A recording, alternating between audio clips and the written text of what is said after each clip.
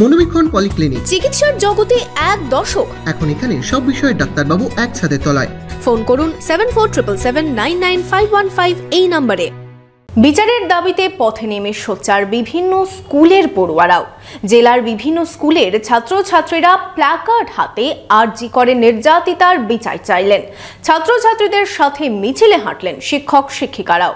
বিশেষজ্ঞ চিকিৎসকদের সম্মিলিত প্রয়াস। চরক ও Jibak square diagnostic and research centre speciality ও মাল্টি স্পেশালিটি পরিষেবা নিয়ে এবার আপনাদের শহরে উন্নত ল্যাবরেটরি, সিটি স্ক্যান, ইমেজিং পরীক্ষা সহ বিভিন্ন পরীক্ষা করা হয়। যোগাযোগ 7477799962, 7477799963।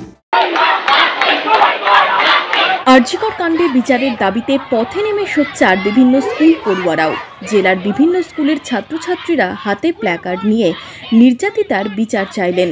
বৃহস্পতিবার দুপুরে রঘুনাথগঞ্জের রানী ভবানী বিদ্যানিকেতনের শিক্ষিকা ও ছাত্রীরা মৌন মিছিল করলেন।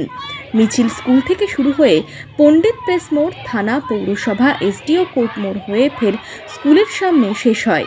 নিজেদের হাতে আঁকা ছবি নিয়ে প্রতিবাদে সামিল হন ছাত্রীরা। আমরা আজকে আরজিকরের হত্যাকাণ্ডের বিরুদ্ধে প্রতিবাদ করলাম এবং সেটা সম্পূর্ণরূপে মেয়েদের নিজে আঁকা ছবি দিয়ে, এবং এটা হয়েছিল মৌন মিছিল। তো মেয়েরা এঁকেছে এবং 2 দিন 3 দিন ধরে ওরা ছবি আঁকছে অক্লান্ত পরিশ্রম করে।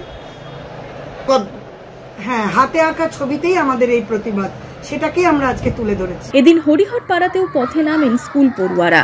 রুকুনপুর হাই স্কুলের ছাত্রছাত্রীরা আরজিকর কাণ্ডের বিচারের দাবিতে মিছিল করেন। স্কুল থেকে শুরু হয় মিছিল।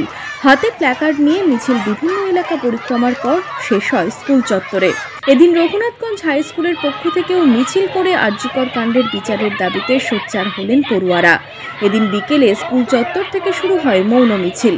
মিছিল স্কুল থেকে শুরু হয়ে পণ্ডিত প্রেস মোড়, থানা, পৌরসভা, এসডিও কোর্ট মোড় হয়ে ফের স্কুলের সামনে শেষ হয়।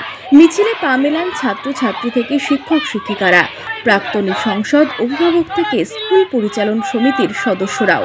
আমাদের সমগ্র জাতির লজ্জা। আমরা স্কুল কলেজে পড়াই, আমাদের ছাত্র সব এখান থেকেই যাচ্ছে। ফলে একজন উদীয়মান ছাত্রী ডাক্তার তার এভাবে যে ধরনের নির্যাতন হয়েছে সেটা অভূতপূর্ব। তার জন্য শুধু আমরা কেন, সারা পৃথিবী উত্তাল। আমরাও তার সঙ্গে সামিল হয়ে আজকের এই আয়োজন করেছি এবং এই আয়োজনের জন্য প্রাক্তন ছাত্রীদের একটা আবেদন ছিল যাতে আমরা আন্দোলনের নামে আমরা তাকে সাড়া দিয়ে এই সাফল্য অর্জন করেছি।